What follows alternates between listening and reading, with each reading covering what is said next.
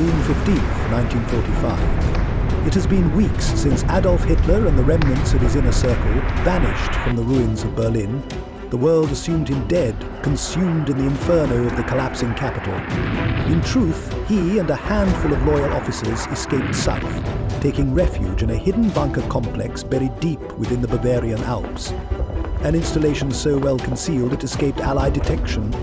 Until now, when the Allies discover the location of the bunker and bomb it relentlessly, the upper levels are destroyed. Hitler knows he must leave now to continue his genocidal campaign to reverse the defeat of Germany and restore the 1,000-year Reich. Hitler and his remaining followers move to a sub-level where a tunnel opens into a subterranean waterway.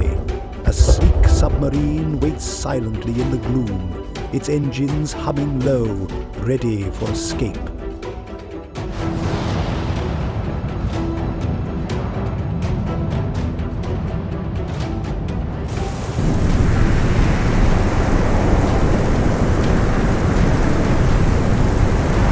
At last, Hitler arrives at Aurora base, his final refuge, buried beneath the glacial wilderness. As he steps from the U-boat into the depths of the underground fortress, the ruined cities of Berlin and Munich feel distant, almost forgotten. Here, in steel corridors untouched by fire, the shattered vision of the Reich still breathes. With his return, the second and deadliest phase of the Nazi endgame begins. 10 advanced missiles, each tipped with a genetically engineered bioweapon, created in secret with Japan's Unit 731. Within 72 hours, 75% of those exposed die in agony. The few who survive carry death with them, infecting others. SS propaganda units filmed the Führer's message, his image unmistakable, his voice chillingly familiar. He issues a brazen ultimatum to the Allied powers, demanding the immediate withdrawal of all forces from German territory and an end to the aerial bombardment of Japan. Tissue samples from exposed primates are sent to the Allied leadership, proof that the threat from the Axis is real. The Führer awaits their response. Sign the treaty or face irreversible annihilation. The Führer's ultimatum arrives like an ill wind. His escape is real, as is the threat. The Allies are stunned. Tissue samples delivered under mysterious circumstances reveal the presence of a previously unknown viral pathogen. The scientists call it the green virus. It kills 75% of its victims within days. The rest become carriers of a secondary strain, the grey virus. Contagious for 3 weeks before it burns out. In emergency councils across London, Washington and Moscow, the debate rages. The Soviets scoff at the threat, calling it a bluff. They urge the Allies to reject any terms of surrender. The Americans and British, more cautious, stall for time, uncertain, divided. All the while, the clock ticks toward an invisible war they may already be losing. In Tokyo, Emperor Hirohito sits alone, reflecting in shame. Only now does he learn the full extent of what has been done in his name. General Tojo and hardline militants, acting without his consent, have unleashed the resources of Unit 731 to help Hitler develop the virus. Japan's fate is now bound to Hitler's madness. He writes in his private journal, "We have summoned a demon and embraced him." In a neutral Swiss villa far from the ruins of Berlin, 12 men sat behind locked doors. The topic? Hitler's return. The Americans had brought photographs, the British brought film. The Soviets brought contempt. In Moscow, Stalin's policy, his message to the world was clear. Soviet boots would not halt for ghosts. Soviet doctors pored over intercepted scientific logs with growing alarm. Their fear, however, remained buried beneath party loyalty, as well a sense for self-preservation. In London, radio engineers detected shortwave pulses bouncing between Arctic coordinates. MI6 confirmed the signal had originated from Greenland. Hitler's voice may have vanished, but his reach had not. Planes are sent to investigate. Deep in his bunker at Aurora base, Hitler is informed that Allied aircraft have discovered their location. In a mad rage, he gives the order to launch 3 missiles armed with the green virus, their target Moscow. Within 48 hours, the first bodies fall in Red Square. Children die in their sleep, soldiers collapse at their posts, hospitals overflow, then go dark. As panic spreads, so does the sickness. Coughing, fever, delirium, then silence. By day 5, over 250,000 are dead. Entire neighborhoods are quarantined by force, then incinerated.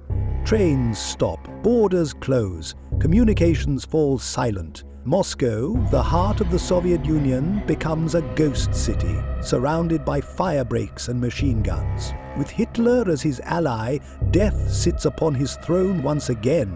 The city is no more. Commanders stare at the horrific reconnaissance images. A great capital has gone dark. Moscow is gone, not in flame or rubble, but in death. A silent erasure of millions. Suddenly, no one laughs at Hitler's threats. Suddenly, no one dismisses the science.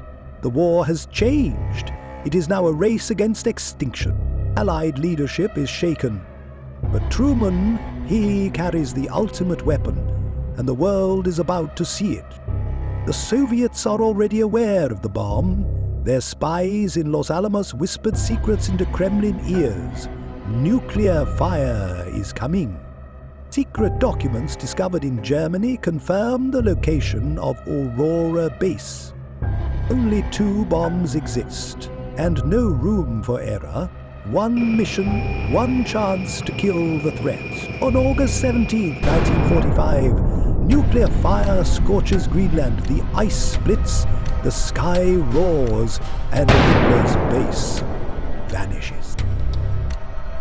Nuclear fire has burrowed deep into the thick protective ice, destroying Hitler's genocidal ambitions in an instant. Soldiers sweep flashlights through frozen corridors, bullet holes, bloodstains, but no Hitler. They find bodies, SS guards, charred machines, and evidence of something more.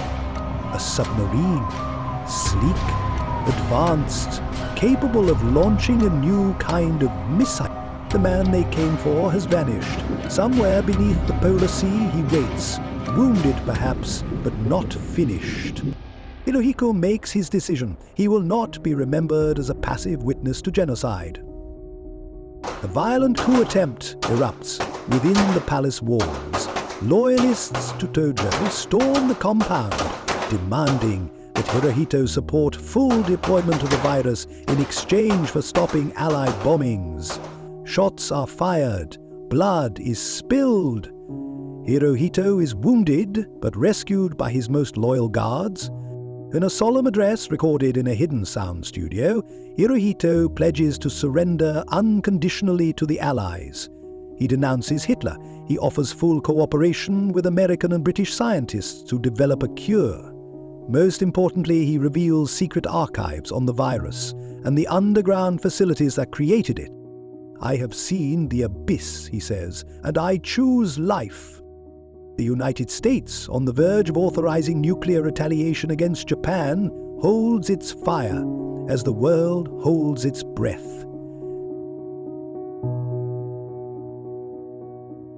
From a secret Arctic base, abandoned by all reason and sanity, he escapes.